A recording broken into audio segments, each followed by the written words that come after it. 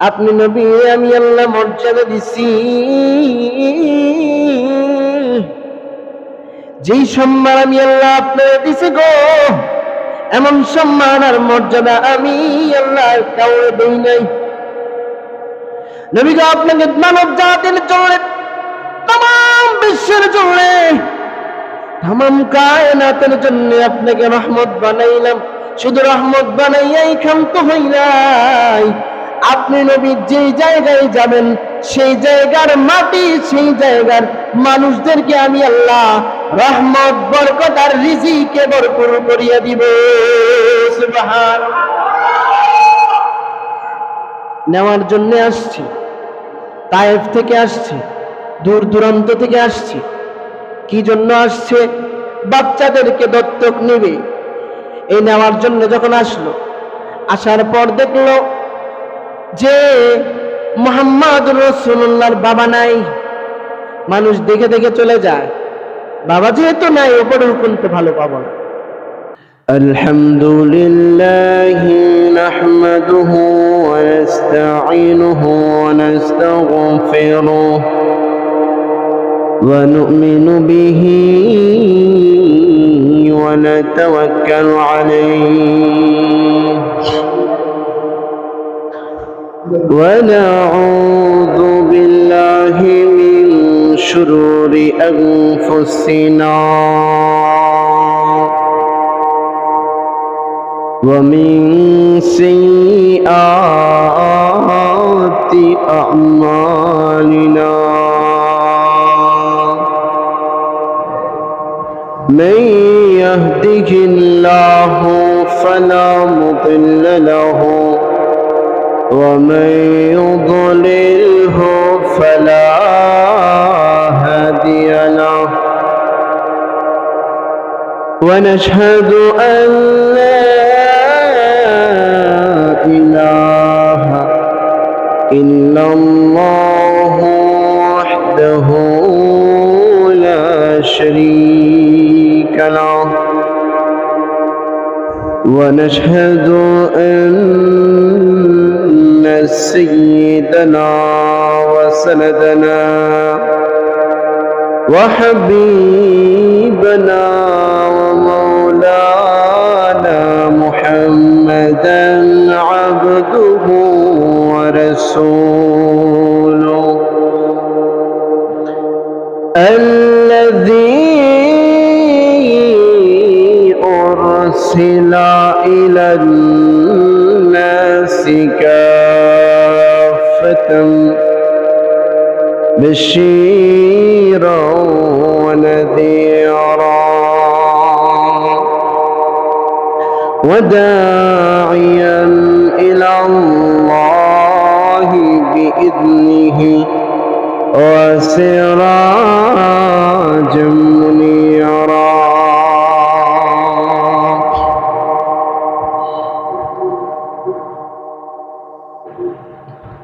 فقد قال الله تعالى في كلامه المجيد وفرقانه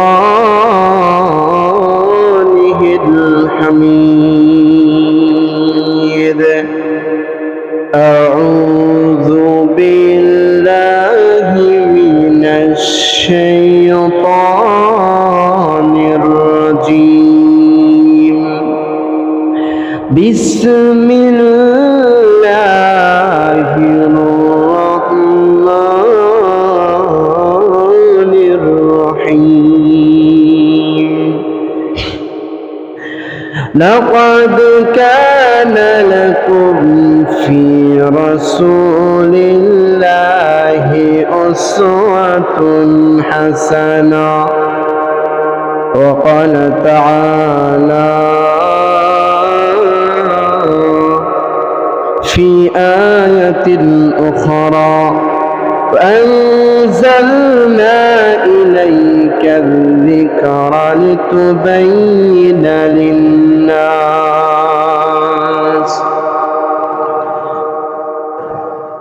وقال رسول الله صلى الله عليه وسلم لا يؤمن أحدكم حتى أكون أحب إليه من والده وولده والناس أجمعين.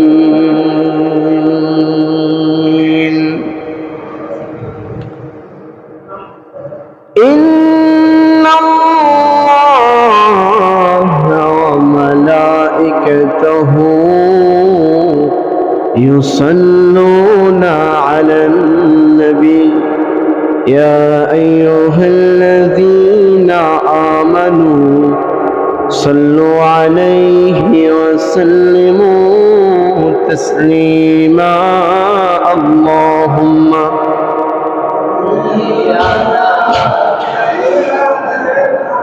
مولانا محمد وعلى آله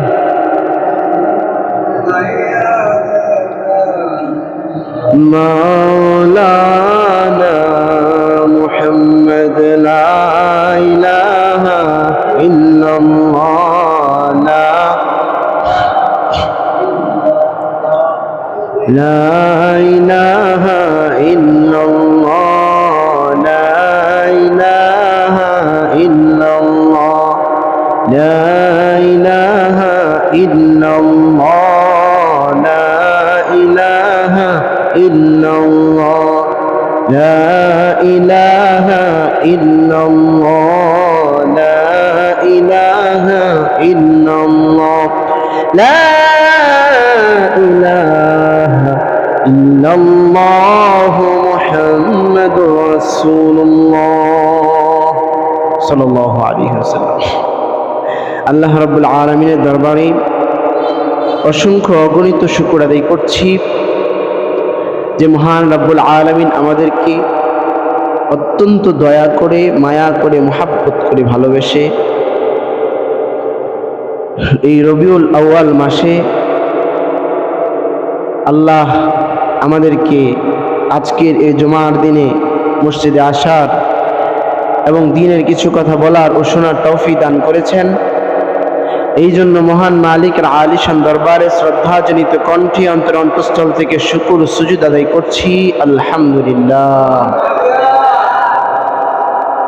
মুহতারাম হাজিরিন, আমি আপনাদের সামনে পবিত্র কোরআনুল কারীমের সূরাতুল আহজাবের 21 নম্বর আয়াতে কারিমা তিলাওয়াত করেছি এবং সূরা নাহলের 44 নম্বর আয়াতে কারিমা তিলাওয়াত করেছি। আমার উক্ত তিলাওয়াতকৃত আয়াতে মহান আল্লাহ রাব্বুল আলামিন বিশেষ করে আল্লাহর নবীর উপরে বর্তান ও দায়িত্ব, পাশাপাশি আমার নবী বিশ্বনবী রাহমাতুল লিল আলামিন নবী মুহাম্মদ রাসূলুল্লাহ, সবাই বলি সাল্লাল্লাহু আলাইহি ওয়াসাল্লাম, আমার নবী বিশ্বনবী রাহমাতুল লিল আলামিন তাজদার মদিনা, আমার নবী বিশ্বনবীর চরিত্র, বিশ্বনবী যে মানুষের রোল মডেল হবে, বিশ্বনবী যে আমাদের চলার পাথেও হবে, আমাদের আদর্শ হবে, এই বিষয়গুলো আল্লাহ রাব্বুল আলামিন এই আয়াতের মাধ্যমে বলে দিয়েছেন যে আমার নবীর সিরত হলো তোমার আদর্শ, আমার নবীর মিলাদ জন্ম তোমার আদর্শ না। নবীর জন্মের দিন আসলে তুমি আনন্দ উৎসব করবা, মিষ্টি খাইবা, বিরিয়ানি খাইবা, তারপরে খিচুড়ি খাইবা, আনন্দ উৎসব করবা, আর সারা বছর তোমাকে স্যাটেলাইট দিয়া, বাঙ্গা হারিকেন দিয়েও খুঁজে পাওয়া যাবে না। এই রকমের ভালোবাসা মোহাব্বত তোমার নবীর জন্য হলে হবে না। নবীর জন্য ভালোবাসা মোহাব্বত হতে হবে স্বচ্ছ, নবীর জন্য ভালোবাসা মোহাব্বত হতে হবে নবীর আদর্শের মাধ্যমে, যেটা আল্লাহ আমাদের বুঝাইয়া দিয়েছেন, শুনাইয়া দিয়েছেন। আদর্শ হবে আমার নবীর, আর নবীকে যদি আল্লাহকে ভালোবাসতে চাইলে ফাত্তাবিউনি ইউহিব্বুকুমুল্লাহ, তুমি নবীকে অনুসরণ করো, অনুকরণ করো, তাহলে তুমি আল্লাহকে ভালোবাসতে পারবে। আল্লাহর নবী বিশ্বনবী রাহমাতুল লিল আলামিন পৃথিবীতে যখন আসেন, সমগ্র পৃথিবী ছিল অন্যায়, অপরাধ আর শিরিক, বেদাত, কুফুরে পরিপূর্ণ। যে জায়গায় মানুষের রক্তের কোনো দাম ছিল না, মেয়েদের কোনো দাম ছিল না, ছোট ছোট বাচ্চাদেরকে ধরে ধরে এনে মেয়ে হওয়ার অপরাধে তাকে জীবন্ত মাটিতে পুঁতে হত্যা করা হতো। যেই সময়ে মানুষ গাছের পূজা, চন্দ্রের পূজা, সূর্যের পূজা আর সব রকম আল্লাহর সৃষ্টির পূজায় মত্ত ছিল, আর মানুষগুলো হানাহানি, মারামারি, কাটাকাটিতে লিপ্ত হয়ে যেত, একজনের রক্ত আরেকজনের জন্য হালাল মনে করা হতো, ওই জাহেলিয়াতের জমানায় আমার আপনার নবীর পদার্পণ হয়েছে। ওই জাহেলিয়াতের জমানায় আমার আপনার নবী আসার পরে আল্লাহ রাব্বুল আলামিন আমার নবীর বারাকাতে তাম পৃথিবীর মধ্যে শান্তি শৃঙ্খলা আবার পুনরায় ফিরিয়ে দিয়েছেন। সুবহানাল্লাহ। তোমার আগমনে এই ধরাতে জ্বলে উঠিল নূরের বাতি, তুমি ভেঙে দিলে পাপের পাহাড়, দূর করে দিলে আঁধার রাতি। তোমার ছোঁয়ায় নিখিল ভুবন, তোমার ছোঁয়ায় নিখিল ভুবন হলো গো জ্বালা, হলো জ্বালা। प्यार नबी मुस्तफा, प्यार नबी मुस्तफा, प्यार नबी मुस्तफा, प्यार नबी मुस्तफा, प्यार नबी मुस्तफा, प्यार नबी मुस्तफा, प्यार नबी मुस्तफा, प्यार नबी मुस्तफा। তোমার দিদার কভু পাওয়ার আশায় নিত্য দিবস দিন রাত দুহাত তুলে চোখের জলে, দুহাত তুলে চোখের জলে করি মোনাজাত, করি মোনাজাত। প্যার নবী মুস্তফা, প্যার নবী মুস্তফা, প্যার নবী মুস্তফা, প্যার নবী মুস্তফা। ইসলামেরই নবী, দয়াল নবী, তোমার আগমনে ধন্য সবই। ইসলামেরই নবী, প্রিয় নবী, তোমার আগমনে ধন্য সবই। উম্মতের কান্দারি হাবিব খুদার হুসেন করে নিও আমার পার, চাই মিনতি খোদার শোনে, চাই মিনতি খোদার শোনে। পোড়াও মনের আশা, পোড়াও মন আশা। সবাই বলি প্যার নবী মুস্তফা, প্যার নবী মুস্তফা, প্যার নবী মুস্তফা, প্যার নবী মুস্তফা, প্যার নবী, প্যার নবী মুস্তফা, প্যার নবী মুস্তফা, প্যার নবী মুস্তফা। তোমার দিদার কভু পাওয়ার আশা নিত্য দিবস দিন রাত দুহাত তুলে চোখের জলে, দুহাত তুলে চোখের জলে করি মোনাজাত, করি মোনাজাত। প্যার নবী মুস্তফা, প্যার নবী মুস্তফা, প্যার নবী মুস্তফা, প্যার নবী মুস্তফা। আমার নবী যেদিন পৃথিবীর জমিনে আসছেন, আমার নবীর অলৌকিকতা তাম বিশ্বের মানুষগুলো দেখতে পেয়েছেন। আমার নবী জন্মের পূর্বেই হযরত আমেনা আল্লাহর নবীর অলৌকিকতা প্রকাশ করে নিয়েছে। আমার সুলতান গর্ভে আসার পরে আমি দেখতে পাইলাম আল্লাহর নবীর হাদিসের মধ্যে আল্লাহর নবী বলে দিয়েছেন, হযরত আমেনার বিষয়টা ক্লিয়ার করে দিয়েছেন, এবং ঐতিহাসিকরাও হযরত আমেনার বিষয়টা ক্লিয়ার করে দিয়েছে। হযরত আমেনা দেখলাম হঠাৎ করে একটা আলো উদ্ভাসিত হলো। আলোটা উদ্ভাসিত হওয়ার পর এই আলোটা মক্কা মদিনা হয়ে মক্কা মদিনার প্রাসাদগুলো আলোকিত করে বসরা সিরিয়া পর্যন্ত, বসরা সিরিয়ার সমস্ত প্রাসাদগুলি আমার নবীর আগমনের যে আলোক বার্তা আলোক রশ্মি দিয়েছে, দূর দূরান্তের বসরা সিরিয়ার সমস্ত প্রাসাদগুলি আলোকিত হয়ে গেছে। সুবহান, আর আসতে বলেন সুবহানাল্লাহ। আল্লাহ নবী জানেন উম্মত, আমি নবী আগমনের পরে আল্লাহ আমারে কত অলৌকিকতা দেখাইছে। দুনিয়ার মানুষ তো বুঝে না, দুনিয়ার মানুষ তো আমার সম্মান জানে না। আমার সম্মান যদি বুঝতো আমারে নিয়ে সমালোচনা করতো না। আল্লাহ নবী জানেন উম্মত, আমি পৃথিবীর জমিনে আসার পর আমার তো বাবা ছিল না। আমার বাবা পৃথিবীর জমিন থেকে চলে গিয়েছেন।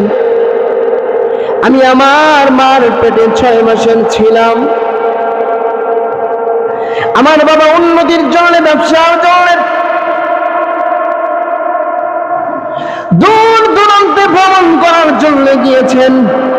আর আমার বাবা ব্যবসা করার জন্য যখন গেছেন, যাওয়ার পথে আল্লাহর ডাকে সাড়া দিয়ে পৃথিবীর জমিন থেকে চলে গিয়েছেন। আমার বাবা যখন চলে গেছে, আমি মুহাম্মদ রাসূলুল্লাহ ইতিম হয়ে গেছি। আমি মুহাম্মদ রাসূলুল্লাহ ভূমিষ্ঠ হওয়ার পরে আমার অলৌকিকতা প্রকাশ পেয়েছে। ঐতিহাসিকরা লিখেছেন, আল্লাহর নবী যেদিন পৃথিবীর জমিন থেকে চলে গিয়েছেন, যেদিন পৃথিবীর জমিনে আল্লাহর নবী এসেছেন, আল্লাহর নবী পৃথিবীর জমিনে যেদিন পদার্পণ করেছেন, পৃথিবীর জমিনে যেদিন এসেছেন, সবচাইতে বেশি খুশি হয়েছে নবীর দাদা আব্দুল মুত্তালিব। সুবহানাল্লাহ। কিন্তু আব্দুল মুত্তালিব ওনার 10 জন সন্তান ছিল। সেই 10 জন সন্তান হয়েছে, উনি এত খুশি হয় নাই। নবীর আগমনে উনি খুশি হয়েছে। আমার নবীর আগমনে খুশি হয়েছে আব্দুল মুত্তালিব। আর আল্লাহ নবী জানায়া দিয়েছেন হাদিসের মধ্যে, আনা ইবনুজ যাবহাইন, আমি 2 জন জবেকৃত ব্যক্তির সন্তান। একজন হলো হযরত ইব্রাহিম আলাইহিস সালাতু ওয়াস সালামের সন্তান ইসমাইল। ইসমাইল আলাইহিস সালাতু ওয়াস সালাম, এইটা আমি নবী আসতাম না। ঠিক তদ্রূপ আমার বাবা আব্দুল্লাহ কুরবানি হয়ে যাইত। আব্দুল্লাহ কেমনে কুরবানি হয়ে যাইত? আব্দুল মুত্তালিব বলছে, আল্লাহ গো, 10 জন সন্তান যদি আমার পূর্ণ হয়, একজন সন্তানকে তোমার রাস্তায় আমি কুরবানি দিয়ে দিব। আল্লাহ আব্দুল মুত্তালিবের দোয়া কবুল করে দিয়েছে। কবুল করার পর 10 জন সন্তান পূর্ণ হয়েছে, আব্দুল্লাহ হয়েছে। আব্দুল্লাহ হওয়ার পরে আব্দুল মুত্তালিব আব্দুল্লাহকে অনেক বেশি ভালোবাসে। আব্দুল্লাহকে সবচাইতে বেশি ভালোবাসে, কারণ আল্লাহর কাছ থেকে চাইয়া আব্দুল্লাহরে আনছে। আল্লাহ তোমার নামে কুরবানি দিব। 10 জন সন্তান যদি পূর্ণ হয়ে যায়, কুরবানি দিয়ে দিব। আল্লাহ রাব্বুল আলামিন 10 জন সন্তান পূর্ণ করে দিয়েছেন, ছেলে সন্তান পূর্ণ করে দিয়েছেন। এবার আব্দুল মুত্তালিব তো আর কুরবানি দেয় না। স্বপ্নে দেখাইছে, কুরবানি দাও না, তুমি না 10 জন সন্তান হলে কুরবানি দিবা, কই কুরবানি কই তোমার? একদিন, 2 দিন, 3 দিন কুরবানি কথা আসে। আব্দুল মুত্তালিব আব্দুল্লাহরে 9টা ছেলের চাইতেও বেশি বেশি ভালোবাসে, কারণ আব্দুল্লাহর চেহারার মধ্যে মায়া বেশি ছিল। আব্দুল্লাহর চেহারার মধ্যে একটা ভালো লাগার নূর ছিল, যেই নূরের নাম ছিল নবী মুহাম্মদ। সুবহানাল্লাহ। স্বপ্নে দেখাইছে কি কুরবানি দিবা নাকি তোমার উপরে আযাব আসবে। এখন আব্দুল্লাহরে কুরবানি দিবে, আব্দুল মুত্তালিবের মন তো সায় দেয় না। আব্দুল মুত্তালিব চলে গেল একজন তাওরাতের আলেমের কাছে। একজন মহিলা তাওরাতের আলেমা ছিল, ওনার কাছে যাওয়ার পরে বলল, আমি তো আব্দুল্লাহকে কুরবানি দিতে চাই না, কারণ আব্দুল্লাহর মতো ভালো লাগা, আব্দুল্লাহর প্রতি আমার যে ভালোবাসা সৃষ্টি হয়েছে, আমার অন্য কোন সন্তানদের জন্য এমন খারাপ লাগে না। আব্দুল্লাহর জন্য আমার কলিজা ছিঁড়ে যায়, আব্দুল্লাহ একটু ব্যথা পেলে আমি অনেক কষ্ট পাই। আমিও যদি কুরবানি হয়ে যাই, আমার আব্দুল্লাহর কুরবানি হইতে আমি দিব না। সুবহানাল্লাহ। আর ইমানের আওয়াজ বলেন সুবহানাল্লাহ। আব্দুল্লাহর কুরবানি দিবে না, এই যে প্রতিজ্ঞা করলো, আমার আব্দুল্লাহর বিরুদ্ধে কি দাঁড় করাইতে হয় ওটাই দাঁড় করাবো। আব্দুল্লাহর জন্য যদি আমার তামাম জীবনের সবকিছু ব্যয় করে দিতে হয়, আব্দুল্লাহরে বাঁচাতে গিয়ে যদি আমি একদম ফকির হয়ে যাই তারপরও সমস্যা না। আব্দুল্লাহকে বাঁচাতে গিয়ে যদি আমার সমস্ত বকরি আর সমস্ত উট কুরবানি দিয়ে দিতে হয়, আমি আব্দুল মুত্তালিব দ্বিধাবোধ করব না, তারপরও আমি আমার আব্দুল্লাহকে চাই। এইবার তাওরাতের সেই আলেমা মহিলা বলল, ঠিক আছে, তুমি আব্দুল্লাহকে এক জায়গায় রাখো আর একটা করে উট রাখো। লটারি দাও, লটারি। লটারি যদি দাও, লটারি দিলে বুঝতে পারবা আব্দুল্লাহর কি পরিস্থিতি পরিবেশ। লটারি দিলে আব্দুল্লাহর পরিবেশ পরিস্থিতি বুঝতে পারবা। লটারি যখন নয়, প্রথম একটা উট দাঁড় করাইছে, দ্বিতীয় আরেকটা উট যখন দাঁড় করাইছে, প্রথম একটা উট দাঁড় করাইছে, আব্দুল্লাহর নাম দিছে, আব্দুল্লাহরে দাঁড় করাইছে।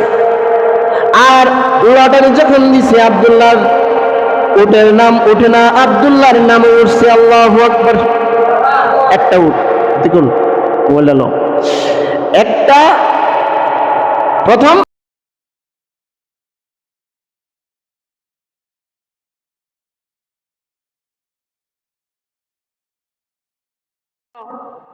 তিনটা, চারটা, পাঁচটা এভাবে দিতে দিতে দিতে দিতে 50টা 60টা দিয়ে ফেলছে, কিন্তু খালি আব্দুল্লাহর নামে উঠে। চিন্তায় পড়ে গেল, আব্দুল্লাহরে মনে হয় এবার আর বাঁচাইতে পারবো না। এইভাবে দিতে দিতে একটা দুইটা না, একটা দুইটা না, 80-90টা না, 100 উট পূর্ণ করছে। 100 উট পূর্ণ করার পর আব্দুল্লাহর নাম, 100 উট পূর্ণ করার পর এবার লটারি দিছে, আব্দুল্লাহর নাম উঠে নাই, উটের নাম উঠছে। এবার আব্দুল মুত্তালিব খুশিতে আনন্দিত হয়ে গেছে। 100টা উটও যদি আল্লাহর নামে কুরবানি করতে হয়, আমার আব্দুল্লাহ তো বেঁচে গেছে, আমার আব্দুল্লাহ বেঁচে গেছে। 100 উট দিয়ে আব্দুল্লাহর আমি মুক্ত করলাম। নবীর দাদা আব্দুল মুত্তালিব আনন্দিত হয়ে, আব্দুল্লাহকে আনন্দিত হয়ে আব্দুল্লাহকে মুক্ত করে 100 উট কুরবানি দিয়ে দিছে। 100 উট কুরবানি দেওয়ার পর আব্দুল্লাহ লক্ষ্য করলো, আব্দুল মুত্তালিব লক্ষ্য করলো, আব্দুল্লাহর তো বিবাহের বয়স হয়ে গিয়েছে, আব্দুল্লাহকে বিবাহ করাতে হবে। কিন্তু আব্দুল্লাহর চেহারার মধ্যে এমন নূর, এমন আলো, আব্দুল্লাহকে বিবাহ করার জন্যে মক্কার সুন্দরী রমণীরা তাদের বাবাদেরকে বলে যে আব্দুল্লাহর বাড়িতে প্রস্তাব পাঠান, কারণ আব্দুল্লাহর চেহারায় যে মায়া, যে ভালোবাসা দেখতে পাই, আব্দুল্লাহর বউ হতে পারলে, এমন চরিত্রবান লোকের বউ হতে পারলে নিজেকে ধন্য মনে করব। একটু আমার তার পরিবারের কাছে, আব্দুল্লাহর দাদার কাছে আপনি মেয়েদের মার কাছে, বাবার কাছে গিয়ে বলে আপনারা প্রস্তাব পাঠান। আব্দুল্লাহর এত সম্মান, আব্দুল্লাহকে পড়ে আব্দুল মুত্তালিব হযরত আমেনার সাথে বিয়ে দিয়ে দেয়। এখানে বড় বিশাল লম্বা ঘটনা। হযরত আমেনার সাথে যখন বিয়ে দিয়ে দেয়, আমেনার সাথে বিয়ে দেওয়ার পর আব্দুল্লাহ আমেনাকে বিয়ে করার পর মুহাম্মদুর রাসূলুল্লাহ আমার আপনার নবী 6 মাসের গর্ভে আব্দুল্লাহ চলে গেছে ব্যবসার জন্য। নিজেও তেমন স্বাবলম্বী না, ব্যবসা করে চলতে হবে, কিন্তু ব্যবসা করলে পরিস্থিতি ইনশাল্লাহ ভালো হবে। এই জন্য ব্যবসা করার জন্য গেছে। ব্যবসা করার জন্য যখন যায়, প্রতিমধ্যেই আব্দুল্লাহ আল্লাহর ডাকে চলে গিয়েছে। সুবহানাল্লাহ। আব্দুল্লাহ চলে যাওয়ার পর আল্লাহর নবী 6 মাসের গর্ভে, এরপরে আমার নবী যখন ভূমিষ্ঠ হয়েছেন, ভূমিষ্ঠ হয়ে যাওয়ার পর আল্লাহর নবীর অলৌকিকতা একে একে প্রকাশ পেতে লাগল। তায়েফের আবহাওয়া ছিল খুব ভালো, আর তায়েফের বংশের লোকেরা ছিল আরবিতে শুদ্ধ ভাষী। তো শুদ্ধ ভাষা শেখানোর জন্য তায়েফের আবহাওয়া সন্তানদের শরীরে লাগানোর জন্য, সন্তান যেন হৃষ্টপুষ্ট হয়ে গঠন হতে পারে, তার শরীর যেন হৃষ্টপুষ্ট হয়, এই জন্য তায়েফের মানুষের কাছে সন্তানকে 1 বছর 2 বছরের জন্য দত্তক দিত। 1 বছর 2 বছর সন্তানকে এই বিভিন্ন মানুষ এসে লালন পালন করার জন্য নিয়ে যাইত। আর সেই সন্তান 1 বছর 2 বছর 3 বছর বা 5 বছর পরে যখন হৃষ্টপুষ্ট হইত, তখন এই সন্তানকে ফিরিয়ে দেওয়ার জন্য আসলে বিশাল পরিমাণ উপঢৌকন পাওয়া যেত। অনেক দামি দামি সম্পদ সন্তানের পিতামাতারা দিয়ে দিত। খুব খেয়াল করে শুনবেন, অনেক দামি দামি সম্পদ সন্তানের পিতামাতারা উপহার দিত, গিফট করত। এই দিক দিয়ে আব্দুল্লাহ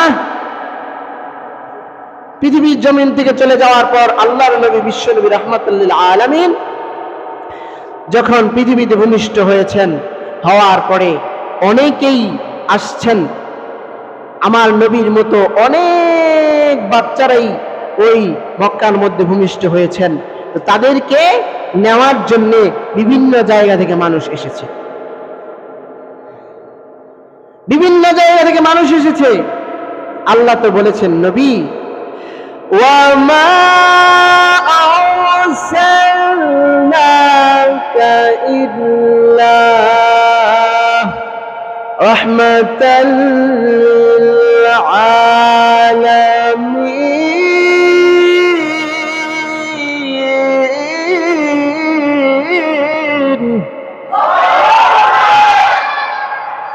আল্লাহ জানেন নবীজি, আপনি নবীকে আমি আল্লাহ সম্মান দিছি, আপনি নবী আমি আল্লাহ মর্যাদা দিছি। যেই সম্মান আমি আল্লাহ আপনাকে দিছি গো, এমন সম্মান আর মর্যাদা আমি আল্লাহ কাউকে দেই নাই। নবী গো, আপনাকে মানব জাতির জন্য, তাম বিশ্বের জন্য, তাম কায়নাতের জন্য আপনাকে রহমত বানাইলাম। শুধু রহমত বানাইয়াই ক্ষান্ত হই নাই, আপনি নবী যেই জায়গায় যাবেন সেই জায়গার মাটি, সেই জায়গার মানুষদেরকে আমি আল্লাহ রহমত বরকত আর রিজিকে ভরপুর করিয়া দিব। সুবহানাল্লাহ। নেওয়ার জন্য আসছি, তায়েফ থেকে আসছি, দূর দূরান্ত থেকে আসছি। কি জন্য আসছে? বাচ্চাদেরকে দত্তক নেবে। এই নেওয়ার জন্য যখন আসলো, আসার পর দেখলো যে মুহাম্মদুর রাসূলুল্লাহর বাবা নাই। মানুষ দেখে দেখে চলে যায়, বাবা যেহেতু নাই উপঢৌকন তো ভালো পাবো না। বাবা থাকলে এনে ভালো উপঢৌকন দিবে, বাবা নাই, বাবাই সম্পদও রেখে যায় নাই, তাহলে এই সন্তান থেকে কি পাবো? একে একে একজন যায়, আরেকজন যায়, এভাবে 1 জন 2 জন 3 জন করতে করতে সারাদিন পার হয়ে গেছে। হালিমাও এসেছে, আর হযরত হালিমা আসছে সাধারণ একটা উট নিয়া, সাধারণ একটা বাহন নিয়া। গাধাও হতে পারে, উটও হতে পারে। তোমরা কথা বলো না বাবারা, কথা বলে আমার ডিস্টার্ব হয়, কথা বলতে পারি না। কথা বললো না। সাধারণ একটা বাহন নিয়ে আসছে, যেটা আসতে আসতে হযরত হালিমার অনেক দেরি হয়ে গেছে। এটা ছিল হযরত হালিমার জন্য একটা পরীক্ষা। আমরা তো মাঝে মাঝে মনে করি আমাদের জীবন যখন হঠাৎ থেমে যায় তখন আমরা মনে হয় আর চলতে পারবো না, আল্লাহ কি আমারই দেখছে বিপদটা দিল, আর কেউ বিপদটা দিল না, আমারই চোখে পড়লো, এই বিপদে আমারই রাখছে। কিন্তু এই বিপদ যে আপনার কত বড় রহমত আর রিজিক হয়ে ফিরে আসে, এই বিপদ যে আপনার জন্য কত বড় শান শৌকত আর কত বড় আপনার জন্য রহমত হয়ে ফিরে আসে, আপনার জন্য বরকত হয়ে ফিরে আসে, আপনার কল্পনাতেই নাই। এই বিপদের কারণে, ছোট্ট বিপদের কারণে বড় বড় বিপদ আল্লাহ কাটায়। তো হযরত হালিমা তিনি চিন্তা করলো যে আমি যে আমার বাহন নিয়ে যাব, খুব আস্তে আস্তে চলতেছে, আমি তো কোনো শিশুকে পাবো না, আমি তো কোনো সন্তানকে পাবো না, এখন আমি কি করব? মনটা মরা করে তিনি গিয়েছেন যে আমার মনে হয় ভাগ্য ভালো না, আমার বাহনটাও ভালো না, কি বলবো, আমার ভাগ্য ভালো না। এরকম করতে করতে করতে করতে গেছে। আল্লাহ কয় তোর ভাগ্য ভালো না, তোর এমন ভাগ্য আমি দিব যেই ভাগ্যের কারণে আগে হোক পরে হোক কোনোদিন এমন ভাগ্য তোর হয় নাই, যেই ভাগ্যের আর যেই কপাল তুই দেখবি, এই কপাল তোর হালিমার 14 পুরুষের জন্য দেখোস নাই। সুবহানাল্লাহ। হযরত হালিমা আসছে, আসার পরে যখন প্রথমে আমার আল্লাহর নবীর ঘরে ঢুকলো, ঢুকার পরে শুনছে যে আল্লাহর নবীর কোনো বাবা নাই, আল্লাহর নবীর বাবা নাই, আল্লাহর নবীর চাচারাও তেমন অ্যাক্টিভ না, তেমন সম্পদশালী না। তবে বাবা না থাকলে যে সম্পদ পাবে, এই সম্পদ দিয়ে হালিমার চলবে না। হালিমা চিন্তা করলো তাহলে আমি আসছি, আমি এরকম ভালো জায়গার মধ্যে থাকি কিন্তু আমি অভাবে চলি, কষ্টে চলি, আমি আসছি একটা সন্তান নেওয়ার জন্য, একটু ভালো টাকা পয়সা পেলে আমার জন্য ভালো হবে। তো সেই জন্যই প্রথমে আল্লাহর নবীর ঘরে আসছে। আসার পরে আল্লাহর নবীকে দেখে হালিমার ভালো লেগে গেছে, কিন্তু কি করবে, অভাবের সংসার, বাবা নাই, এই সন্তানকে নেওয়ার পরে ঠিকই লালন পালন করবে কিন্তু উপঢৌকন উপহার কিছুই পাবে না, বাবাও নাই, আবার সম্পদও রেখে যায় নাই। চিন্তা করলো এখন কি করা যায়, চলো স্বামী আমি অন্য কোথাও দেখি, তবে আমার এই বাচ্চাটা খুব ভালো লাগছে। তার স্বামী বলে চলো অন্য কোনো বাচ্চাদেরকে দেখি যদি ভালো বাচ্চা পাই তাহলে নিয়ে যাব। আল্লাহর নবী ঘর থেকে বের হয়ে গেছেন। ঘর থেকে বের হয়ে যাওয়ার পরে যখন অন্যান্য বাচ্চাদের কাছে গেছেন, অন্যান্য বাচ্চাদেরকে দেখার জন্য গেছেন, ঘরে গেছেন, যাওয়ার পরে দেখতেছেন যে আর কোনো বাচ্চাই অবশিষ্ট নাই। হালিমা যে দেরি করে আসছে, দেরি করে আসার কারণে সব ভালো ভালো বাচ্চাদেরকে নিয়ে নিছে। এখন যা আছে সব এতিম বাচ্চা, যা আছে খুব গরিব বাচ্চা। এখন হালিমা বলতেছে আমি যদি স্বাবলম্বী হতাম এমনি নিয়ে নিতাম, আমি তো স্বাবলম্বী না, আমি অভাবে চলি, কিছু উপরে কোনো উপহার পাইলে দিনানিবাদ করতাম, একটু শান্তিতে চলতাম, খাইতাম, হ্যাঁ, স্বামী সন্তান নিয়ে সুখে থাকতাম। এখন চিন্তা করলো ঠিক আছে তাহলে কি করার, ওই যেই বাচ্চাটাকে আমি প্রথম দেখেছি, স্বামী চলো না, ওই বাচ্চাটার চেহারার মধ্যে কেমন জানি নূর ঝলমল করতেছে, চলো ওই বাচ্চাটাকে নিয়ে বাড়িতে যাই, আশা করি ইনশাআল্লাহ এই বাচ্চার কারণে আমাদের বরকত হবে। সুবহানাল্লাহ। একটু জোরে বলেন না সুবহানাল্লাহ। আল্লাহর নবীর ঘরের মধ্যে আসলো, আসার পরে হযরত হালিমা দেখলো আল্লাহর নবী বিশ্ব নবী রাহমাতুল লিল আলামিন ছোট বাচ্চা খেলতেছে। আল্লাহর নবীর অলৌকিকতা হযরত হালিমা এভাবে বর্ণনা করে, আমি যখন মুহাম্মদকে বিছানা থেকে তুলে আমার কোলে নিলাম, আমি হালিমা ছিলাম রোগা পাতলা মানুষ, আমি হালিমার স্তনের মধ্যে তেমন দুধ ছিল না, আমার বাচ্চাই ভালোভাবে খাইতে পারত না, আমার স্তন ছিল শূন্য। কিন্তু নবী মুহাম্মদকে যখন কোলে নিলাম, কোলে নেওয়ার সাথে সাথে আল্লাহর অলৌকিকভাবে আমার স্তন দুধে পরিপূর্ণ হয়ে গেছে। সুবহানাল্লাহ। আর ইমানের আওয়াজে বলা যায় কিনা সুবহানাল্লাহ। আল্লাহর নবীর কোলে নেওয়ার পরে এমন অলৌকিকতা, হালিমা অবাক হয়ে গেল। স্বামীরে বলতে কি বুঝলাম না, আমার স্তন ভার লাগতেছে, আগে ছিল তেমন রোগা পাতলা ছিলাম, আমি যেমন হঠাৎ করে আমি শরীরের মধ্যে শক্তি চলে আসলো, আমার শরীর খুব শক্তি লাগতেছে, আমার স্তন দুধে পরিপূর্ণ হয়ে গেছে, আমি কি করতে পারি? এত বেশি দুধ হয়েছে আমার স্তনে যে আমি মোহাম্মদকে খাওয়ায় সবাইকে খাওয়াইতে পারবো, মনে হচ্ছে যে গোটা আরব খাওয়াইতে পারবো, আমার স্তনে দুধ কমবে না। সুবহানাল্লাহ। হযরত হালেমা আমার আপনার নবীকে কোলে তুলে নিয়ে বাহনে উঠছে। বাহনে ওঠার জন্য যখন ইচ্ছে করেছেন, বাহন দেখা যায় নিজেই হযরত হালিমাকে নেওয়ার জন্য যেমন শক্তিশালী হয়ে গেছে, আল্লাহর নবীকে বাহনে তোলা হয়েছে। বাহন চলতেছে, বাহন চলতেছে, হঠাৎ করে আল্লাহর নবী যেই বাহনে আছে, হযরত হালিমা যেই বাহনে আছে, দেখা গেল এই বাহনটা চলতে চলতে সামনের দিকে অগ্রসর হয়। প্রথমে যে মহিলাদের সাথে আসছিল তাদের বাহন তো অনেক আগেই সকালেই উপস্থিত হয়ে গেছে আরবে, কিন্তু হযরত হালিমার বাহন দুর্বল রোগা পাতলা হওয়ার কারণে আস্তে আস্তে সন্ধ্যা নেমে গিয়েছে। কিন্তু ওই মানুষগুলি তাদের বাহন নিয়ে তারা যখন রওনা হয়েছে, তাদের বাহন দুপুরেই, সকালে এসে দুপুরেই বাচ্চা নিয়ে চলে গেছে। এখনো পর্যন্ত বাচ্চা নিয়ে বাড়িতে বসতে পারে নাই। আমার নবীকে হযরত হালিমা বাহনে ওঠানোর পর বাহন এত শক্তিশালী হয়ে গেছে, মহিলাদের সামনে দিয়ে যায়। হযরত হালিমা আল্লাহর নবীকে কোলে তুলে বাহনে উঠেছে রাত্রি বেলায়।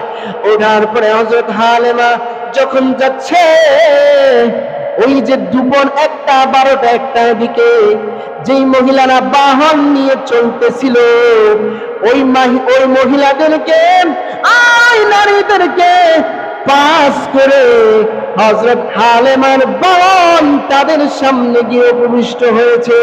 সুবহানাল্লাহ। এবার ওই মহিলারা কয়, কি করছো? বাহন কি চেঞ্জ করছো কিনা? না, চেঞ্জ করছি না। তাহলে কেমনে কি হইল? কেমনে কি হইল? আসলা আমাদের পরে কিন্তু চলে যাচ্ছ আমাদের আগে। তোমার আগে আমরা রওনা দিয়েছি, আমরা বাড়িতে যেতে পারছি না, কিন্তু তোমার এই বাহন মনে হচ্ছে স্বাভাবিক কোনো বাহন না, অস্বাভাবিক শক্তির বাহন হয়ে গেছে।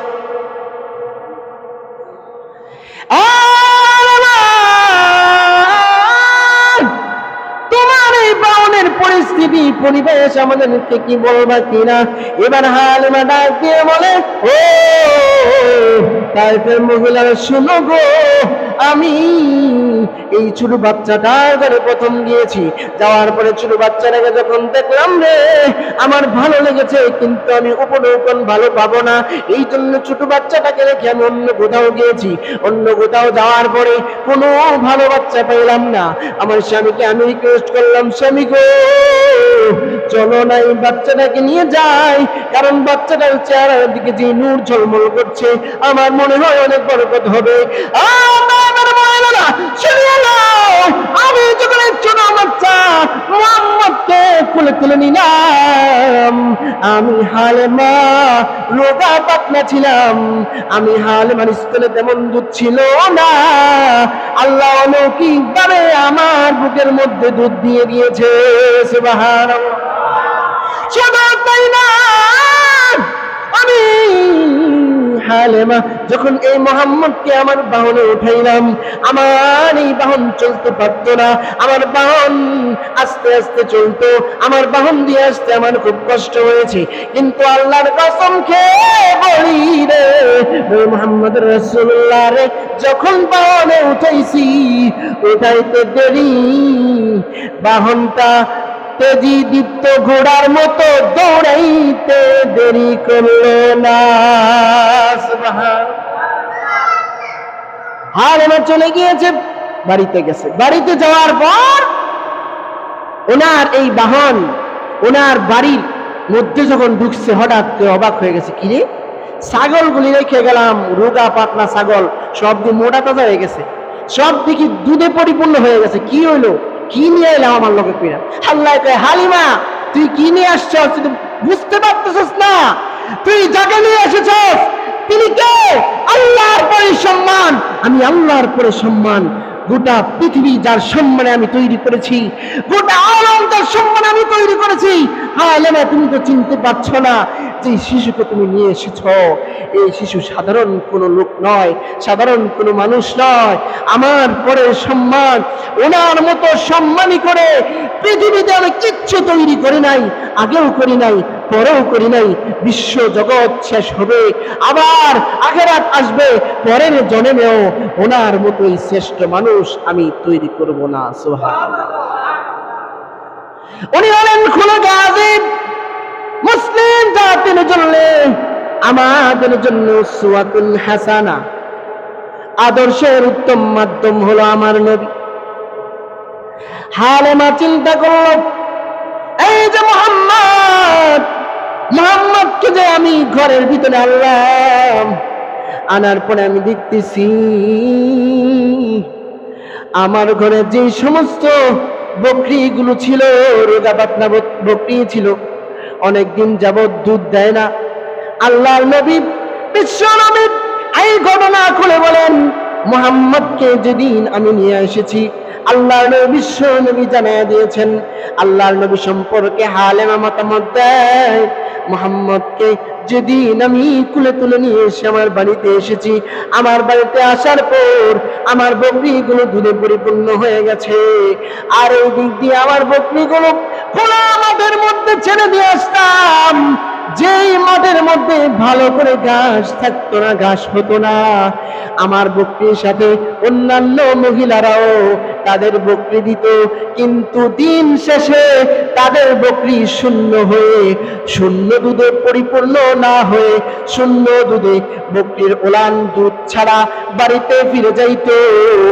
আর আমি হালেমা লক্ষ্য করতাম, আমার মুহাম্মাদের বরকতের কারণে, আমার মুহাম্মাদের রহমতের কারণে গো, আমার বকরিগুলো সকালে দিয়ে আসতাম, সন্ধ্যাবেলায় আমি যখন বকরি নিয়ে আসতাম, আমার বকরির উলানগুলি দুধে পুরো পরিপূর্ণ হয়ে যেত। শুধু তাই না, এই দুধ আমি খাইতাম, আমার সন্তান খাইতো, আমার স্বামী খাইতো রে, এই দুধ আমি গোটা আরবে বিলাইতাম, আমার দুধ শেষ হতো না।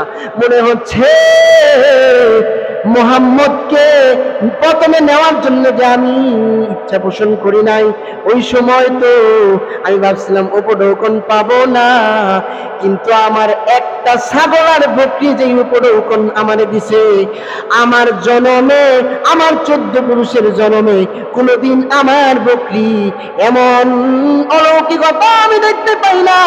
একটা ছাগল আমাকে যে উপঢৌকন দিছে, গোটা আরবের মহিলারা বাচ্চা নিয়ে যে উপঢৌকন পাবে তার চাইতে 1000 গুণ উপঢৌকন আমার ছাগলগুলো দিয়েছে। সুবহানাল্লাহ। আল্লাহ রাব্বুল আলামিন আমাদেরকে নবীর সিরাত অনুসরণ করে চলার তৌফিক দান করুন। এই বলতে গেলে অনেক সময়ের ব্যাপার, নবীর জন্মের কাহিনী, এগুলো হলো আলোচনার বিষয়, এগুলো মানুষ জানবে, মানুষ শুনবে, নবীর অলৌকিকতা বুঝবে, আমার নবীর গোটা মানব জাতির জন্য রহমত, এটা জানবে, শুনবে, জানার পরে নবীর আদর্শগুলি মানবে। নবীর আদর্শ মানার মধ্যেই হলো কামিয়াবি। নবীর জন্ম নিয়ে লাফালাফি করার নাম কামিয়াবি না।